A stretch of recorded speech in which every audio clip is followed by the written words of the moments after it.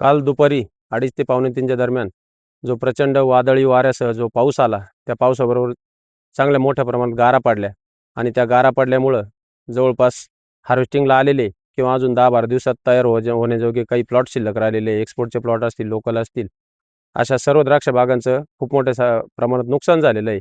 त्याचबरोबर काढणीस आलेले कांदे असतील, गहू असतील, डोंगळे, कांदा बियाणं इत्यादी सर्व पिकांचं खूप मोठ्या प्रमाणात नुकसान होऊन आमच्या रुई परिसर, देवगाव परिसर, धानोरे, खेडला जोंगा हा जो पंचक्रोशीचा संपूर्ण जो एरिया आहे, या संपूर्ण एरियामध्ये अतिशय प्रचंड प्रमाणात नुकसान झालं असल्यामुळं उत्पादन खर्च साधारण वार्षिक द्राक्ष बागेला जवळपास 3 लाख रुपये उत्पादन खर्च येतो आणि त्या उत्पादन खर्चाच्या तुलनेत शासनाने त्वरित पंचनामे करून शेतकऱ्यांना जास्तीत जास्त नुकसान भरपाई कशी देण्यात येईल याची काळजी घ्यावी ही कळकळीची विनंती. उन्हाळ्यात 6 एकर कांदा लावला होता आणि ह्या अंतिम स्टेपमध्ये काढण्यासाठी आलेला होता आणि त्या परिस्थितीमध्ये कांद्याला कुठल्याही प्रकारचा भाव नसताना उन्हाळ कांद्याला खर्च एकरी 70 ते 80 हजार रुपये खर्च येतो आणि नुकताच कुठं काढायला 4-2 दिवसामध्ये सुरुवात करणार होतो, परंतु या अवकाळी पावसामुळे वाऱ्यासह खूप पाऊस झाला आणि 6 एकरचे 6 एकर कांदे पूर्ण डॅमेज झाले आहे. काय मागणी? शासनाने कमीत कमी आमच्या कांद्याला 70-80 हजार रुपये खर्च येतो. मिनिमम एकरी तेवढा खर्च तरी आम्हाला द्यावा. काल मुसळधार पाऊस झाला आहे. त्याच्यामध्ये आमची 2 एकर मकाचे नुकसान झाले आहे. त्याच्यात आमची मका पूर्ण खाली पडून गेली आहे. ते आमची 40,000 रुपये एकराला खर्च झालेला आहे. 2 एकर मका आहे आमची. ते शासनाने आमची पंचनामे करून घ्यावा, आमचा खर्च द्यावा.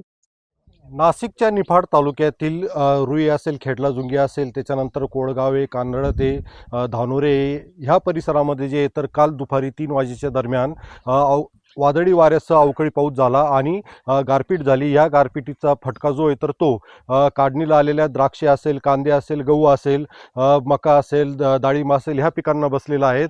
मी आत्ता खेडला जुंगे येथील एका द्राक्ष उत्पादक शेतकऱ्याच्या शेतामध्ये आलेला असून आपण पाहू शकतात का ह्या ठिकाणी अक्षरशः ह्या द्राक्षांचं जे तर ते या ठिकाणी व्यापाऱ्याने 130 रुपये किलोप्रमाणे द्राक्षांचं व्यवहार झालेला होता.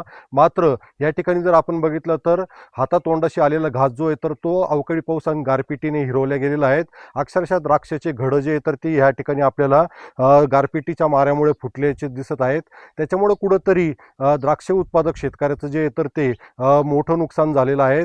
त्याच्यामुळे केंद्र आणि राज्य शासनाने जे तर ते या ठिकाणी ह्या झालेल्या नुकसानीचं जे तर ते थेट पंचनामे करून उत्पादन खर्चाच्या तुलनेत या ठिकाणी प्रत्येक पिकाला जे तर ते नुकसान भरपाई द्यावी अशी मागणी द्राक्ष उत्पादक शेतकऱ्यांसह कांदा असेल, मका असेल, गहू असेल, डाळिंब असेल शेतकरी जे तर ते करताना दिसत आहेत. उमेश पारिक, TV9 मराठी, निफाड, नाशिक.